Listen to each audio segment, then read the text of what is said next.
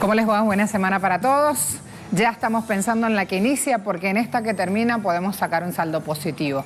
El equipo pleno está ya en sus espacios de trabajo y tiene esta agenda más abierta que nunca. En Colombia tenemos un interrogante, lo ponemos en Twitter. ¿Por qué los ciudadanos van al exterior a pedir por la justicia especial para la paz? ¿Hay justicia independiente en Colombia? Allí algunas de las opciones para que ustedes puedan también a esta hora ir tomando la información, decidiendo o ajustando un poquito más. Si quieren escribir y tomarse más tiempo y más caracteres para hacerlo, también pueden. En Argentina los trabajadores exigen un cambio de rumbo económico al gobierno del presidente Macri. Preguntamos por qué. Hay un modelo entreguista y miedo al 2001. Le están diciendo no a la fuga fiscal. ¿Qué es lo que está ocurriendo? Y estamos siguiendo de cerca, desde muy temprano, monitoreando esta situación. Carla, que es una de nuestras compañeras en la sede de Telesur en Ecuador, subía a Twitter esta información hace pocos minutos. De acuerdo a lo informado por Wikileaks, un funcionario estatal de alto nivel en Ecuador les dijo: Julian Assange podría ser expulsado de la embajada de ese país en Londres con el caso INA Papers, que es el escándalo, y allí justamente tienen algunos de los puntos en cuestión. Estamos hablando de que en ese caso INA Paper, el próximo, o INA Papers, el propio presidente de la Nación de Ecuador, Lenín Moreno, está llamado a dar declaraciones. Así que entonces allí voy dejándoles más espacio para que puedan leer esta información que hasta ahora en Telesur en inglés calificamos como Breaking News. Arranquemos. Diversas organizaciones sociales colombianas que residen en Europa llegaron en caravana a Países Bajos, que desde la semana pasada emprendieron una movilización a la Corte Penal Internacional de La Haya, con el objetivo de pedir justicia por los asesinatos a líderes sociales en Colombia. Luego de partir desde la capital francesa el pasado 28 de marzo, los marchistas buscan visibilizar estos crímenes calificados de guerra y de lesa humanidad, y para que el mundo entienda que en Colombia hay una tragedia humanitaria en términos de justicia. Las organizaciones movilizadas entregarán un documento donde exigen resultados en las investigaciones por los crímenes de falsos positivos o ejecuciones extrajudiciales cometidos por al menos 29 efectivos militares durante el gobierno de Álvaro Uribe. Además, buscan emprender presión internacional al considerar que las investigaciones por las muertes de los líderes sociales no avanzan. Esta dinámica de violencia creciente contra activistas es un claro ejemplo del incumplimiento de los acuerdos de paz, no solo los firmados entre la exguerrilla de las FARC y el gobierno, sino los pactados en décadas pasadas, que incluyen los más de 1.300 resoluciones establecidas con la minga social. Esta mañana en Agenda Abierta analizaremos las peticiones de las organizaciones movilizadas, que piden además ejercer la defensa de la Jurisdicción Especial para la Paz, atacado por el actual gobierno de Iván Duque. Vamos a revisar un portal, Prensa Latina en este caso. Caravana de colombianos arriba a la Corte Penal de La Haya. Hay una caravana de ciudadanos que residen allí en Europa, originarios de Colombia, que está en esta ciudad denunciando hoy ante la Corte Penal Internacional asesinatos de líderes sociales en Colombia y abogando por la implementación y la puesta en marcha en lo efectivo de la Justicia Especial de Paz. Hacen parte de colectivos que residen en España, Francia, Suiza, Inglaterra, Bélgica. Todos estos días han reportado vía redes sociales su caminata. En algunos casos han hecho más de 400 kilómetros para entregar hoy ante la CPI esta carta donde piden abrir una investigación sobre la violencia política en Colombia. FM dice, la FM, así se llama el portal: fiscal Humberto Martínez golpea primero en la Corte Penal Internacional. Y hablan de lo que hizo Néstor Martínez enviándole una carta a Fatou Bensouda, que es la fiscal de la Corte Penal Internacional. En esta carta que envió en abril del 2019, el jefe del ente acusador en Colombia advierte a Bensouda sobre recibir información que él califica como insuficiente, con el fin de prevenir que ese despacho pueda ser objeto de información insuficiente sobre la judicialización de los victimarios de los defensores de derechos humanos en Colombia. ¿Qué quiere decir todo esto en ese lenguaje jurídico? Que ya hay del gobierno colombiano buscando torpedear esa entrega de carta y la acción que pudiese tomar la Corte, la CPI, la Corte Penal Internacional. Hay una caravana, decíamos, que todo este día ha venido movilizándose. Algunos a pie, otros en buses, en otros medios, pero la cuestión aquí es que hoy todos están juntos en La Haya, saliendo de París, de San Quintín, de Bruselas, hasta llegar a La Haya. Recorrieron más de 400 kilómetros, les decíamos, para entregar hoy esta denuncia. ¿Qué ha dicho el senador Gustavo Petro sobre esto, en torno a la movilización? Vamos a verlo. Está allá, está en La Haya. Nuestro mensaje central aquí es que si destruyen la justicia que se construyó para la paz, que es lo que intenta el actual gobierno en Colombia, debe intervenir la Corte Penal Internacional, porque en Colombia se están cometiendo crímenes contra la humanidad de una manera sistemática. Datos de este conflicto en la nación desde el año 58 hasta el 2012. Datos del Centro Nacional de Memoria Histórica, datos oficiales, indican asesinatos 218.094, 19% eran combatientes, 81% eran civiles. Asesinatos selectivos, 150.000 víctimas. 8.900, allí tienen, fíjense la información, hacían parte de ese componente llamado paramilitares, grupos ilegales 6.406, guerrilla 6.899. Así, con esas carátulas es como aparecen en el informe, por eso las transcribimos de esa manera. Masacres más de 11.000, tenemos que decir. Por lo cual, fíjense también cómo este Centro Nacional de Memoria Histórica cataloga quienes los han cometido, entre paramilitares, grupos ilegales y fuerza pública. Desapariciones forzadas más de 25.000. Desplazamiento forzado, más de 5.700.000 personas del 85 al 2012 han tenido que dejar su lugar, su territorio o su espacio donde habitaban. Datos recogidos del Observatorio de Memoria y Conflicto del Centro Nacional de Historia indican que desde ese mismo año hasta el 2018 este conflicto ha dejado más de 262.000 asesinados, 215.000 civiles, más de 46.000 combatientes. Allí los números que asustan justamente. Este conflicto armado se ha agudizado, decimos, desde el 2016 a marzo del 2019, así que no son números que hayan ido a la baja, lamentablemente, porque en ese periodo 573 líderes sociales han sido asesinados, 473 desde el postconflicto del año 2016, 64 hacían parte de la hoy extinta FARC-EP, siempre estamos hablando de asesinados, y 26 líderes sociales asesinados en todo este año, es lo que recalcamos allí en ese número. José Manuel Jiménez es nuestro corresponsal en Colombia, hace parte, es uno de los integrantes de la corresponsalía en Bogotá. Voy con él para actualizar lo que hoy ocurre. Bienvenido, José Manuel. Saludos para ustedes. Efectivamente, una serie de colectivos, 21 en total, iniciaron una movilización desde el pasado 28 de marzo que ha pasado por diferentes ciudades entre Francia, Bélgica y Holanda.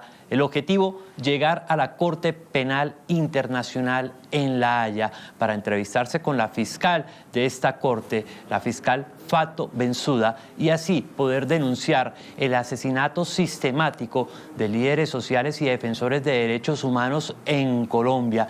También para denunciar la alta impunidad en las investigaciones respecto a estos asesinatos. También para decirle a la Corte que luego de la firma del acuerdo de paz entre el gobierno colombiano y la otrora guerrilla de las FARC, se han asesinado en el país cerca de 566 líderes sociales entre 2016 y 2019, según cifras que maneja la ONG nacional Indepaz. También están solicitándole o le van a solicitar a la fiscal poner mucha atención a la movilización social, al respeto de la movilización social, como se está viviendo en estos momentos en el Valle del Cauca con la gran minga social del suroccidente, que ha sido fuertemente reprimida y que ya ha dejado varios muertos y varios heridos durante los últimos 25 días en que se ha venido desarrollando esta minga social. Esta cita es bastante importante para los colombianos con la fiscal de la Corte Penal Internacional. Recordemos, son 21 organizaciones europeas compuestas por colombianos que están preocupados, que están viendo desde Europa cómo en Colombia se sigue asesinando la oposición política, la oposición social, y que sigue el incremento de este asesinato y la preocupación, por supuesto, porque este es un año electoral en Colombia. En el mes de octubre se llevan a cabo las elecciones regionales para elegir alcaldes, gobernadores, diputados, y los principales enemigos de estas elecciones serán los líderes sociales que están defendiendo la vida, que están defendiendo el territorio, que están denunciando la corrupción, y obviamente esto no le agrada o no le gusta a los grandes poderes políticos, económicos, regionales y a los poderes que están detrás del paramilitarismo rampante en diferentes regiones del país. Fíjense esta cuestión. Mientras estábamos con José Manuel aquí y le decíamos, espere un poquito para que nos alcance el tiempo, fíjense esta cuestión. Por un lado tengo la pregunta en Twitter, donde le estamos pidiendo a ustedes que se sumen y que respondan, y por otro lado un tema muy importante, porque esperábamos esto abordar con el invitado, y el invitado a esta hora está marchando en La Haya, así que su teléfono no tiene el sonido ideal para poder hablar. Esta es nuestra pregunta. Yo quiero que después tomemos de la misma red social Twitter, que ya lo tengo listo, el tuit de Ernesto Samper, para hablar de la influencia de los funcionarios de Estados Unidos justamente en esta cuestión. Ernesto Samper ponía interrogantes muy claros a ser expresidente de la Nación acerca de lo que está pasando en el hoy de Colombia. Les dejo entonces, vamos a poner pantalla completa nuestra pregunta, porque todavía faltan 23 horas para que ustedes puedan desde allí ver la información y también sumarse a la hora de dar respuestas, buscar otros debates, ir conociendo lo que pasa. Miren qué claro es esto. Cuando preguntamos, ¿hay justicia en Colombia? Vénganse conmigo. ¿Hay justicia e independencia en Colombia? 50% de quienes a esta hora respondieron la pregunta dicen no hay. 40% dicen política tumba justicia. O sea que hay un 90% de ese universo de los que ya respondieron a esta hora, que estamos poniendo la pregunta, son pocos, pero ya ahí en estadísticas tienen claro que hay un 90% de quienes responden a esta hora que tienen claro de que no hay justicia, de que la política tumba la justicia, y el 10% restante está diciendo justicia parcial.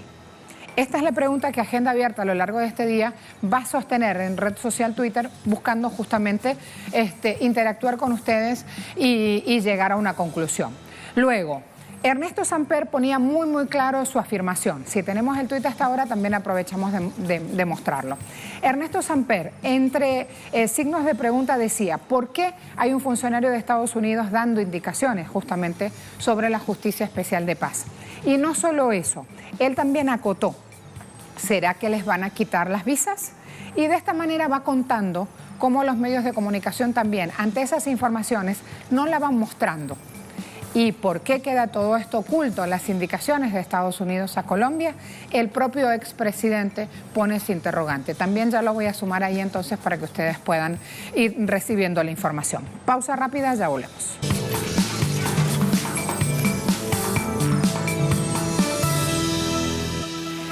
Les dije que nuestro invitado está caminando justamente para llegar a La Haya, entonces esto va a ser muy rápido. Invitada Luisa Ortiz. Antes les prometí el tuit de Samper y esto me va a servir justamente para preguntarle a Luisa qué opina de esto. Pregunta el expresidente colombiano en Twitter. Colombia no se gobierna con ultimátums desde las asambleas gremiales. El presidente Duque debería abrir canales alternativos de diálogo con la minga y callar al ministro de Defensa, que sigue tratando como terroristas a los indígenas protestantes. Este es el primer tuit de ayer, no es el interrogante, cuando Ernesto Samper dice, y está allí justamente en nuestra pauta, ¿en qué anda el gobierno de Estados Unidos? ¿Sí? Ahí me voy entonces con Luisa y después sigo con Ernesto. No tenía nada que ver ese tuit es el de la minga social. Luisa, ¿cómo te va? Bienvenida. Gracias. Hello, hola desde Holanda. Hola desde La Haya, agradecemos de manera muy especial este tiempo. ¿Cuál es el plan de trabajo? ¿En qué punto van? Bueno, en este momento estamos llegando hasta la Corte Internacional. Una vez lleguemos allí, vamos a hacer la lectura de un documento oficial de lo que se trata todo esto. Lo vamos a hacer en lectura de 3 idiomas diferentes porque la idea es que la comunidad internacional se entere bien. Entonces lo vamos a hacer en inglés, en holandés y en francés. Después de eso, una comisión de 42 personas va a ingresar en la corte con pruebas que han sido recolectadas. Ya ha sido un trabajo en menos de 6 meses, pero venimos con líderes sociales. Gustavo Petro también nos está acompañando. Él también va a entregar una carta, pero ya más por el lado pues, de su movimiento político como tal. Esto tiene que quedar claro que no ha sido algo organizado con intenciones políticas de ningún tipo. Aquí lo que venimos haciendo es un colectivo de ciudadanos de diplomacia ciudadana de Países Bajos, en conjunto con otros 18 colectivos colombianos residentes en Europa y América, que han venido y han decidido convocar a la ciudadanía colombiana europea el 5 de abril hoy para acompañar primero en la marcha pacífica. Y bueno, eso es como so far lo que se está haciendo. Después de eso, de que ellos salgan de allí, entonces se va a realizar una rueda de prensa nacional en un hotel que se llama La Laguna Azul, que queda en la parte trasera de la Corte Internacional. Y después de eso, 2 semanas después, vamos a realizar también una rueda de prensa, pero ya con medios internacionales, incluyendo BBC, Sky y bueno, otros medios que ya pues se darán a conocer en su debido tiempo. Entonces, eso es lo que está pasando. Estamos marchando, hay más de 600 personas, como les explicaba, colectivos de toda Europa. Hay incluso también una comisión que viene de Noruega, que son las personas encargadas de aprobar proyectos de paz. Y bueno, ellos vienen también, están curiosos, están queriendo saber, estamos caminando la gente está caminando con insignias, con ataúd, con el listado gigante de todos los líderes que han venido siendo asesinados. Y bueno, entonces eso es como en resumen lo que está pasando ahora mismo aquí. Luisa, a tu juicio, ¿dónde está la importancia justamente de esta acción? ¿Cuál es la importancia? Sí. Pues bueno, la importancia es que ya que en Colombia no se le ha prestado atención a todo esto, a toda esta queja, porque es que no es uno, no son 2, o sea, estamos hablando de muchas personas. Entonces, que ya han sido asesinadas. O sea, no estamos hablando de personas en potencial de un posible asesinato o amenazas, no. Estamos hablando de un grupo de personas que es muy considerable, a lo que el gobierno no le está prestando atención. ¿Cuál es la importancia de que la juez de paz delegada para la justicia internacional aceptó tomar este caso, aceptó revisar las pruebas, aceptó tomarse la cosa en serio y van a dar paso a la investigación? Entonces, ¿cuál será el resultado? Es muy incierto en este momento. Nosotros no podemos hablar y ser apresurados o dar falsas expectativas, pero por lo menos lo bueno y lo lindo es saber que ya estamos aquí y bueno, y que las pruebas van a ser aceptadas. Es una comisión seria, estamos hablando de la Comisión de Justicia Internacional que decidió ver, investigar. ¿Qué va a pasar? Pues eso no lo sabemos, pero ya para nosotros es un logro. Entonces, y creo que para el país como tal es un logro que esto haya sido organizado por colectivos, más que todo son académicos internacionales quienes se han reunido y han decidido aceptar el reto, presentar las pruebas. Han venido siendo amenazados, entonces, bueno, eso también es símbolo de que vamos por el buen camino. Y bueno, eso es, no podría como decir más. Tal vez en 2 semanas podemos volver a hablar y ya les presentaría resultados como tal, pero ahora mismo esto es lo que hay. Gracias, Luisa, con gusto. La comisión decide aceptar y ya. De acuerdo, con gusto. En 2 semanas queda planteado entonces aquí el espacio para revisar qué es lo que ha pasado.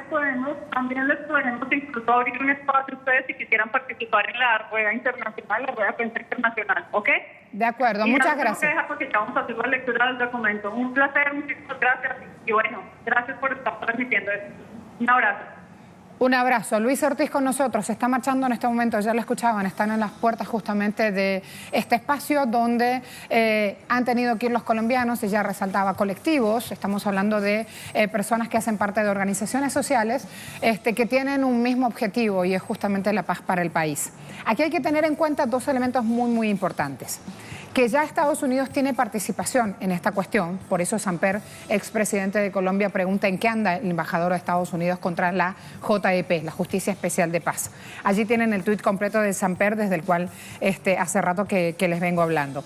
Fíjense que él plantea esto. Por un lado, el rol y la acción de Estados Unidos ya de lleno en este terreno es la principal cuestión. Y por otro lado, yo les comenté, cuando les daba información general sobre el tema, que las autoridades de Colombia han ido antes ya con la fiscal aquí en La Haya, abriendo un espacio, cabildeando justamente, porque así se llama eso, cabildear en la jerga jurídica, cabildeando justamente contra estos ciudadanos que hoy van a entregar su documento. Así que atentos a esta información que se genere allí. Nosotros desde Telesur, como han escuchado y como han visto, la vamos siguiendo. Se viene una pausa muy rápida y a la vuelta vemos lo que pasa en Argentina, lo que ocurrió ayer y lo que se viene para hoy.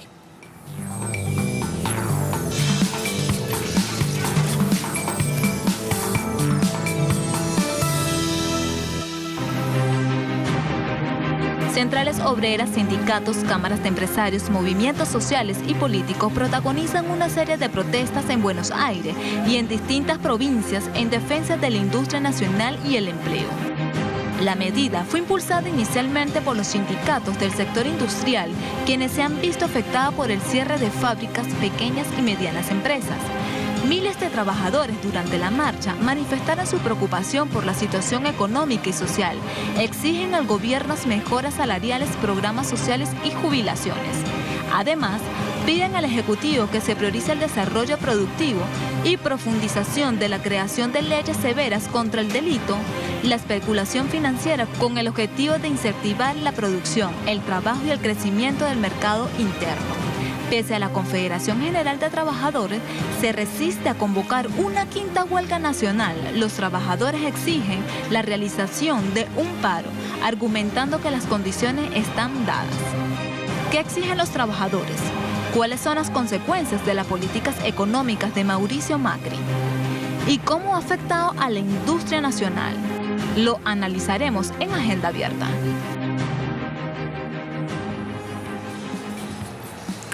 Antes que nada, resalto que en este día hay medios de comunicación de Argentina que indican que le dan vocería a algunos funcionarios del gabinete del presidente Macri. ¿Y qué es lo que dicen? Lo de ayer fue una puesta en escena contra el gobierno del presidente Macri. Sin embargo, Página 12 fue muy literal en su titular, dice: este gobierno es un desastre. Los manifestantes ayer relataron las graves dificultades económicas que atraviesan por este modelo económico que se aplica en Argentina y reclamaron e indicaron que van a seguir con más medidas de fuerza.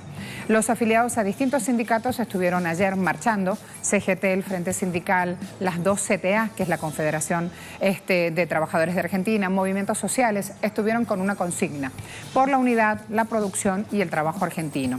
Todos coincidieron en advertir sobre el impacto social de esta crisis y le pidieron a los dirigentes gremiales defender los puestos de trabajo que están amenazados hoy por este ajustazo que hace el gobierno del presidente Macri.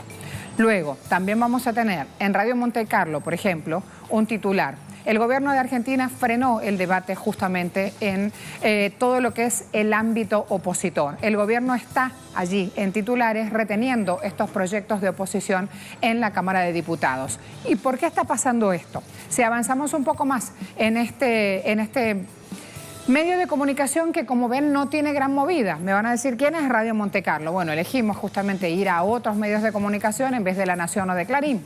El jueves los jubilados, por ejemplo, hicieron la marcha de los banquitos. Hay un informe de la Defensoría del Pueblo, de la tercera, que dice que la canasta básica para esta población arriba de 26.000 pesos es imposible de pagar, porque ganan mucho menos.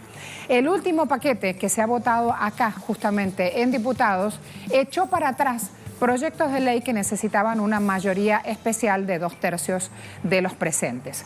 Aquí la información a esta hora en medios de comunicación. Quiero ir a mostrarles también otros puntos en contexto justamente para ir teniendo la información de la Argentina de hoy, la Argentina de Macri. Vamos de una vez a los contextos. Fíjense esta situación, fíjense este panorama. ¿Qué exigen los trabajadores? Mejorarse en los salarios, programas que generen inclusión social, jubilaciones que se adapten a esta realidad, incentivos a la producción nacional, porque si hoy están pagando una tasa arriba del 46% por ahorros, me refiero a los bancos, a eso se llama bicicleta financiera y es más fácil poner el dinero en el banco que poner en un circuito productivo, donde hay riesgo justamente y donde la tasa de ganancia obviamente es menor. Luego, me voy al siguiente trabajo gráfico. ¿Qué implica tener incentivos para el desarrollo industrial? Justamente mover esta cadena productiva y echar abajo todo este andamiaje que está creado y que hoy solamente lo que hace es llevar más y más ajustes. También implica poner en marcha leyes contra esta especulación, contra esta bicicleta financiera. Desarrollar el agro con un valor agregado implica también desandar todo este mecanismo que hoy está implementado. O sea, que hay que mover una política fiscal y monetaria buscando el crecimiento del mercado interno. Si no hay consumo, señores, no hay comercio ni actividades productivas relacionadas con ese circuito que se mueva. Además, se están pidiendo, echando atrás los tarifazos, servicios públicos de calidad con tarifas que sean posibles de pagar, sustentables. Acceso a la educación, acceso a la salud y también piden que quienes obtengan grandes ganancias, que son los menos en este momento, paguen los impuestos respectivos por ellos. Edgardo Esteban hasta ahora me suma también otra información que da una panorámica de lo que ocurrió ayer, jueves, en Argentina, teniendo en cuenta que mañana sábado hay otra gran movilización nacional reclamando todo esto. Edgardo, bienvenido, ¿cómo te va? Muy buenos días, te saludamos y saludamos a toda la audiencia de Agenda Abierta en esta mañana de viernes. Y realmente fue importante la movilización que se desarrolló en el día de ayer en la capital de Argentina, organizada y convocada por las 5 centrales obreras, también por los movimientos sociales, partidos políticos, que marcharon de distintos puntos de la ciudad para concentrarse frente al Congreso de la Nación. Ahí, en la Plaza de los Dos Congresos, se le planteó y se le entregó un documento a los legisladores para que desarrollen y también discutan en el recinto tanto de la Cámara de Diputados como de senadores leyes que de alguna forma defiendan lo que es los derechos laborales, que se detengan los despidos, que se incentive a la industria nacional a partir de créditos más blandos y también lo que es buscar alternativas como congelar los tarifazos. Realmente una situación compleja que duele en lo que significa el bolsillo de los trabajadores porque han sido salvajes los incrementos y de esa perspectiva realmente no se puede ya mantener lo que son los costos de la luz, el gas y el agua. Y a pesar de la lluvia, porque fue una jornada donde justamente cuando comenzaba la marcha empezó una fuerte tormenta, la movilización no se detuvo, marcando justamente la indignación que hay por estas horas en la República Argentina. Conmovía ver a los jubilados, a los pensionados ahí en las afueras del Congreso de la Nación reclamando también por sus derechos, por los medicamentos, por lo que significa tener un haber por lo menos digno para poder vivir este tiempo de su vida. Lo cierto es que en los próximos días, ya se ha hablado para el 11 de abril, se va a llamar a una reunión confederal por parte de las centrales obreras para definir la posibilidad de un paro general de actividades. Así que hay mucha expectativa con relación a esta continuidad, a este plan de lucha que están planteando justamente las centrales obreras encabezadas por la Confederación Central de los Trabajadores, pero también por la Central de Trabajadores de la República Argentina, para un paro general que sería el quinto que se le va a realizar a Mauricio Macri, que se va a definir, como recién decíamos, el próximo 11 de abril. Muchas gracias. Allí entonces Edgardo, me voy con Gustavo López, colega también, periodista, está en Buenos Aires. Gustavo, bienvenido, ¿cómo te va? ¿Qué tal? Muy buenos días, ¿cómo están ustedes? Gracias por la posibilidad de comunicarme. Gracias. Además de colega, además de periodista, abogado y docente universitario. Creo que eso es el indicado, Gustavo, para hacernos un buen resumen de las posibilidades que tienen estas centrales sindicales de lograr algún cambio en este modelo económico que implementa el presidente Macri en Argentina. ¿Tendrán alguna chance? A ver, yo lamentablemente creo que no, que la chance está en el mes de octubre. La chance está en derrotar a Macri en la elección del mes de octubre. Lo que ha hecho ayer la CGT, en realidad las 5 centrales sindicales, fue lanzar un plan de gobierno para el futuro, plan de gobierno con el que estamos de acuerdo la mayoría de los partidos políticos del arco opositor. El gobierno de Macri no va a cambiar porque ha entregado el manejo de la política económica al Fondo Monetario Internacional. Pero además vinieron a esto. Yo estaba escuchando tu informe y estaba escuchándolo a Edgardo Esteban. La jubilación en la Argentina antes del gobierno de Macri era $515. Hoy la jubilación en la Argentina está en $230. Lo mismo ha pasado con el salario mínimo, que estaba alrededor de $500, hoy está alrededor de $250. ¿Qué significa esto? Nos está gobernando un grupo de empresarios y los empresarios creen que el salario es simplemente un costo de la producción, no es un derecho, no es la retribución justa por poner la capacidad del trabajo al servicio de la producción, no es un insumo básico de motor de la economía, porque sin salario no hay consumo. Para ellos es simplemente un costo porque ellos son empresarios. Y vinieron a esto. El 80% de la población ha transferido el 30% de sus ingresos al 5% de la economía, nada más. Esto es, los grandes productores de alimentos, las petroleras, los bancos y los proveedores de servicios públicos. Yo estaba escuchando en tu informe, los bancos pagan una tasa al particular del 43%, pero los bonos, las famosas LELIQ, que son las colocaciones que hace el propio Banco Central, tienen un rendimiento del 97% anual en pesos. Es decir, la actividad productiva es imposible si por poner dinero en el Banco Central o en las letras del Banco Central tenés una ganancia de casi el 100% en pesos. Es decir, el gobierno destruyó la actividad productiva, ha generado 500.000 nuevos desocupados, la pobreza trepó al 33% del total, hay algunas provincias que tienen un índice de pobreza hoy del 46%. Hoy la mitad de los chicos menores de 14 años son pobres en la Argentina y todo esto es la consecuencia de un modelo económico que destruye industria, que destruye empleo de calidad, que genera desocupación. Entonces, lo de ayer fue la puesta en la calle de la necesidad de un cambio que en octubre tiene que verse reflejado en la elección presidencial. Gustavo, voy a un punto específico y tiene que ver con las LELIQ, que suenan lindas inclusive en esa pronunciación, totalmente desconocido desde acá este instrumento financiero. Nadie habla de cómo las LELIQ están destruyendo justamente espacios productivos en Argentina. Pero lo que es importante aquí tener en claro es cómo se implementan para mover esa bicicleta financiera, ese circuito que decimos que es totalmente parásito, porque finalmente no genera nada para mover el consumo, no genera puestos de trabajo, no genera valor agregado, que es lo que se necesita sumarle a esos productos que, aunque Argentina industrializada tiene capacidad de producir, hoy no están ni siquiera saliendo, con o sin no están saliendo. Entonces, creo que ir a ese capítulo también y contarlo desde allí para que los venezolanos también a la hora de planear a futuro entiendan que la bicicleta financiera no va para ningún lado, es importante.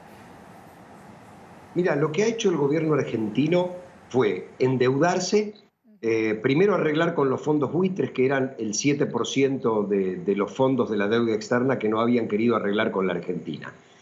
Al arreglar eso le abrió nuevamente el mercado de capitales, pero el mercado de capitales es parasitario. El gobierno de Mauricio Macri eliminó todas las restricciones al ingreso de capital y todas las restricciones al egreso de capital. Argentina en solo 3 años ha tomado una deuda externa de 150.000 millones de dólares, de los cuales casi 100.000 es deuda privada y un poco más del 50.000 es la deuda con el Fondo Monetario Internacional. ¿Para qué ha servido la toma de deuda? Para la fuga de capitales. ¿Por qué? Porque primero el peso se devaluó un 350% respecto del dólar y todo el dinero que ingresó a la bicicleta financiera. Primero eran LEBACs, así se llamaban las colocaciones del Banco Central, y ahora son LELIQs, que pagan una renta anual, porque es capitalizable cada 7 días, en este momento del 96%. ¿Qué significa esto? Cualquiera trae dólares, lo pone al 96% de rendimiento anual y el Fondo Monetario le ha dado plata a la Argentina que no puede usar para intervenir en el mercado, sino que es la garantía para los que pusieron la plata en LELIX, la cobren si supuestamente quiebra el gobierno argentino. Es decir, la plata del Fondo Monetario está para garantizar la bicicleta financiera. Mientras tanto, el aparato industrial hoy está a un 60% de su capacidad improductiva, es decir, solo produce el 40% de su capacidad. Pensemos, hace 3 años Argentina fabricaba 1 millón de autos por año. Este año va a fabricar 350.000 autos. Cayó la actividad en producción de automóviles de un año a otro en el 41%. Y llevamos ya 14 meses de caída industrial y comercial continua. ¿Por qué? Porque no hay ninguna actividad productiva que sin ningún riesgo te dé el 100% de ganancia garantizado por los dólares que el Fondo Monetario envió a la Argentina. Digamos, esto es un desastre. Yo utilizo una frase que digo, Macri chocó la calecita, es imposible que los caballitos de atrás choquen con los de adelante. Bueno, esto ocurrió en la Argentina. Un desastre económico, financiero, social, que lo vamos a pagar muy caro. Estamos muy cerca del estallido, pero en la Argentina no estalla porque hay elecciones en pocos meses. Bueno, esta es la válvula de salida y esperemos que la oposición pueda unirse en un programa productivista, en un programa que cuide el trabajo, en un programa que apueste al desarrollo para cambiar este gobierno que realmente ha hecho muchísimo daño en apenas 3 años y medio. Gustavo, más que claro, muchas gracias por toda esta información condensada, datos vitales para sostener, para ir abriendo hipótesis de trabajo que ha ido pasando, por ejemplo, en este rubro automotor, que quien sigue cualquier libro de economía no entiende qué ha pasado en Argentina cuando de 3 días a esta parte se conocen estos índices de caída de producción. Un gran abrazo, hasta luego. Gracias, hasta luego. En redes sociales preguntamos, los trabajadores exigen cambio de rumbo económico al gobierno del presidente Macri. ¿Por qué? Fíjense las respuestas, que son interesantes. 68% dice porque tiene un modelo entreguista. Ustedes vayan haciendo la comparativa ahí con la información que aportaba nuestro invitado, el doctor Gustavo López, el colega. 15% de quienes respondieron esta pregunta dicen hay miedo al 2001. El 2001 es cuando en 10 días tuvimos 4 presidentes en Argentina. Cuando absolutamente, literalmente, en cada una de las esquinas en el país estaban encendidas llantas, neumáticos, denunciando lo que estaba pasando, mostrándole al mundo lo que ocurría en el país en ese momento. Y hay un 17% de personas que responden no a la fuga fiscal. ¿Por qué? Porque hace parte justamente de este componente, de este mecanismo que les comentábamos recién en ese análisis. Vamos a hacer una pausa muy rápida, nos queda todavía un tema para abordar, tiene que ver con estas relaciones bilaterales que ayer han generado mucha noticia, hoy hay una nueva sesión de trabajo, me refiero a la Comisión Bilateral Rusia-Venezuela. Ya les aportamos más información, Hansel Oro está en Moscú y a esta hora ya está en vivo, listo, presto para reportarnos. Pausa breve, volvemos.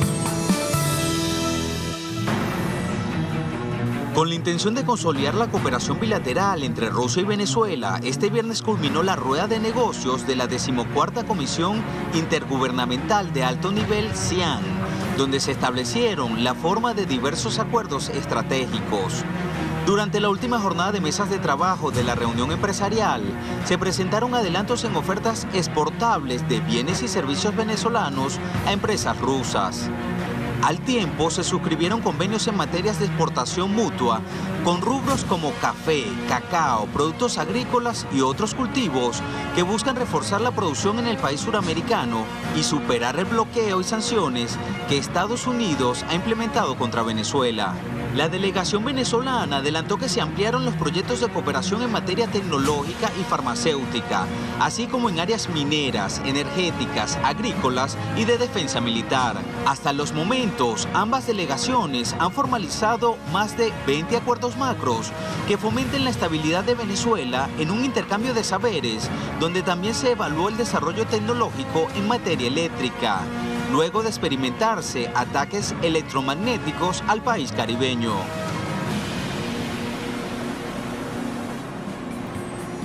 ¿Qué dice un medio de comunicación ruso, Sputnik? Cooperación Moscú-Caracas contribuye al desarrollo estable de Venezuela. Citando palabras de Yuri Borisov, viceprimer ministro ruso. Dijo, creemos que esta cooperación, incluida la expansión de nuestra cooperación, no solo en las áreas tradicionales, sino también en alta tecnología, por ejemplo, va a ser muy productivo. Los convenios son elementos claves, ha dicho este hombre, para el desarrollo más estable de Venezuela y reducirá también la tensión en el ámbito social y económico.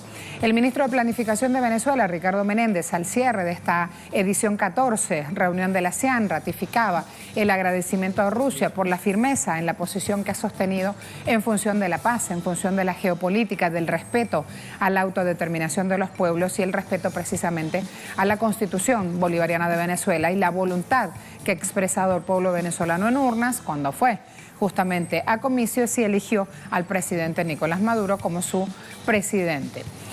Minuta Agropecuaria dice, Castro Soteldo asegura que Rusia garantizará suministro de 400.000 toneladas de nitrógeno, fósforo, potasio para siembra. El ministro encargado de esta cartera, Agricultura y Tierras, informaba que el gobierno bolivariano ya acordó este suministro de estos agroquímicos que se necesitan para la siembra. Se garantiza con esto producción de alimentos. Castro Soteldo, detalló que tuvieron un encuentro con los proveedores de estos insumos y que ellos garantizaron lo que se necesita para una siembra de 400.000 toneladas, que es lo que requería justamente Venezuela. La idea además es sumar formulación de cereales, café y otros rubros. El ministro dijo, se firmaron 11 proyectos especiales en el marco de esta rueda de negocios CIAN para invertir en agroindustria y en el sector metalmecánico. Telesur también ha agregado hace pocos segundos en redes sociales esta información con esta foto. Cita al vicepresidente de Planificación venezolano, Ricardo Menéndez, manteniendo reuniones empresariales en Rusia. Varias iniciativas se han planteado para romper con el cerco económico que tiene Estados Unidos sobre Venezuela. Allí la mesa de trabajo que hasta ahora está en funciones. Por esto, vámonos a Moscú. Hansel Oro, bienvenido. Sí, hola Marcelo, un saludo para ti y para toda nuestra teleaudiencia. Así es.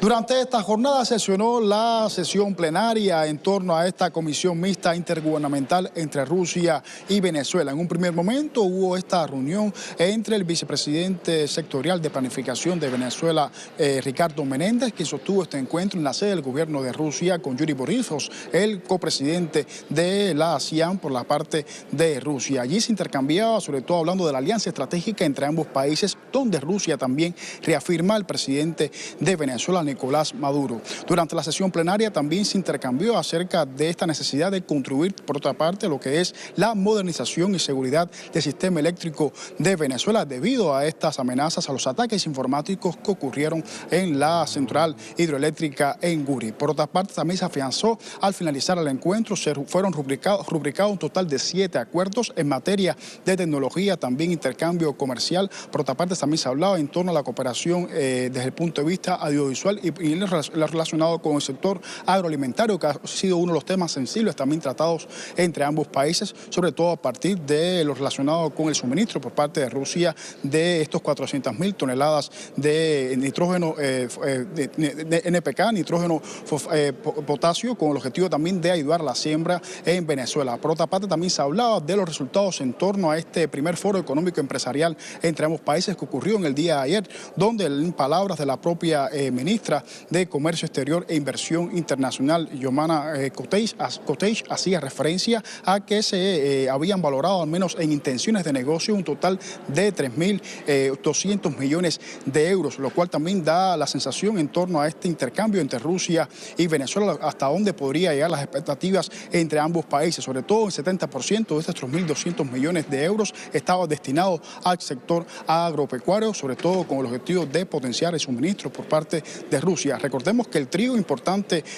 rubro para, en el caso de Venezuela, sobre todo el 60% que Rusia continúa suministrando a esa nación bolivariana, y esto también podría llevarse a otras áreas, sobre todo hablando de los fertilizantes y también en torno a la modernización de lo que es la mecanización de en torno a la agricultura de Venezuela. Esta jornada sin duda ha sido también productiva desde el punto de vista del intercambio cultural, del intercambio de comunicación comunicación y conocimiento entre ambos países. De hecho, varios de estos acuerdos están destinados al intercambio entre universidades, entre Rusia y Venezuela, sobre todo con la idea de potenciar este capital humano que es importante a la hora de hablar de la base en torno a las relaciones entre ambos países. En los últimos 15 años se han firmado un total de 268 acuerdos, lo cual también afianza este sello en torno a las relaciones bilaterales de Rusia y Venezuela, también en alternativa a las presiones que ejercen las potencias occidentales y por su parte también los Estados Unidos, con las constantes sanciones que mantienen no solamente contra Venezuela, sino también contra Rusia. Es toda una alianza estratégica de manera conjunta que continúa en lo adelante, según ha especificado el propio vicepresidente de Planificación, el vicepresidente sectorial de Planificación, Ricardo Menéndez, de Venezuela. Hasta acá la información. Marcela. Gracias, Hansel, pero quédate con el audio de Telesur y con las imágenes, porque ya en deportes voy a mostrar un título que le dan, un reconocimiento a un judoka cubano. Sé que te va a gustar, así que sé que también estás corriendo con el tiempo y hay que ingresar al recinto para obtener más información, pero te va a llevar 20 segundos, 30 segundos. Dale, gracias. Todo el día vamos a estar hablando. Gracias. Vivo, directo, ahí lo tenían, Moscú. Información deportiva, no empezamos con fútbol, vamos a hablar de judo. Información entonces, presentación para los deportes.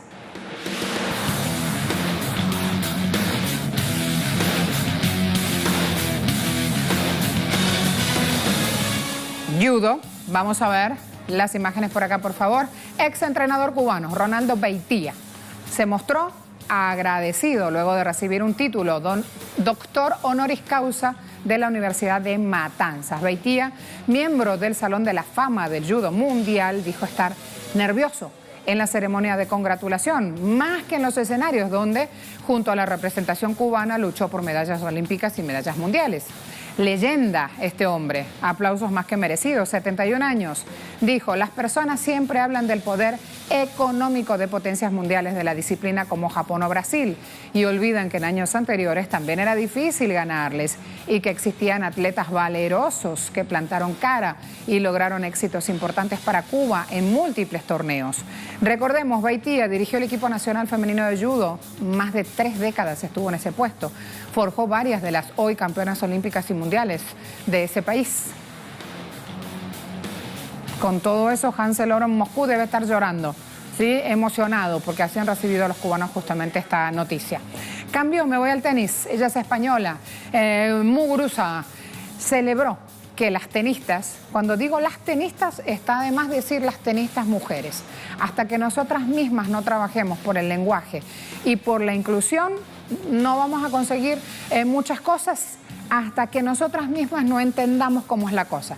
Si son las tenistas, son mujeres. Si son los tenistas, son hombres, ¿sí? Si son las odontólogas, que aquí es común decir médica, odontólogo. No. Si son las odontólogas, son mujeres, ¿sí? Son pares. Vuelvo.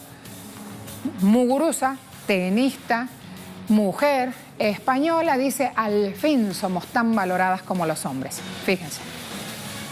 La española de origen venezolano, Garbiñe Muguruza, quien es 19ª del ranking de la WTA, celebró que el Abierto de Tenis de Monterrey sea un torneo solo para mujeres, algo significativo en un deporte dominado desde hace años por los hombres.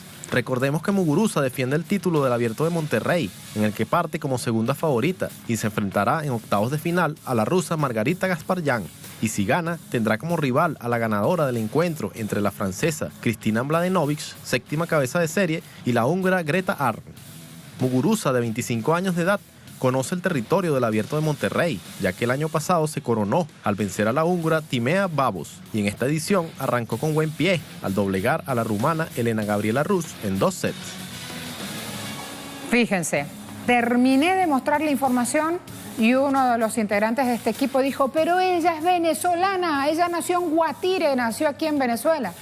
Ella decidió tomar la nacionalidad española justamente para empezar a tomar estos circuitos. Cuando se la menciona, no se dice española, nació en Venezuela, tomó la ciudadanía española y ahí justamente uno de los temas que siempre está latente aquí con toda la gente que le sigue. Les duele realmente que haya tomado esa decisión, pero allí ella con sus cuestiones, cuando ya inmersa en todo este circuito deportivo, entiende que la ciudadanía española le rendía más justamente para el acceso a esos circuitos, para el acceso a la financiación, para el desarrollo de su entrenamiento, etcétera, etcétera. así las cosas. Permítanme, ojo con el acercamiento de la cámara. Dame por favor, gracias, mi coordinador acá. Miren esto, ajá, ¿qué es esto? Caserito. Caserito, además yo soy miope, de lejos no veo, pero bueno, esto funciona y vean cómo el equipo a esta hora también me va recordando cosas. No sé si está la musiquita de feliz cumpleaños, pero nosotros ahora se la vamos a cantar. Marcelo, hoy cumple el zurdo, zurdito querido, mi camarógrafo tan querido, aquí está, feliz cumple, mi amor. Se ha venido impecable hoy de punta en blanco, todo de azul, lavado, planchado, tiene agua en la casa. Impresionante, muchacho. Y luego, mañana es el cumple de Emily y yo sigo. Y el 12 de abril cumplo, no vaya a ser cosa que se olviden, ¿sí? Este equipo es de arianos y arianas, así vamos las cosas. Los veo el lunes, hasta luego, como siempre. Si es en familia, mucho mejor. Lo bueno y lo malo en familia se dirime, todos nos ayudamos y nos damos la mano. La cuestión es que también familia no siempre son los integrantes biológicos de nuestro entorno. Hemos ido sumando a lo largo de nuestras vidas a otras personas que no han nacido en nuestro mismo entorno biológico y sin embargo, ¿quién no va a decir que hacen parte de la familia? Gracias a todos.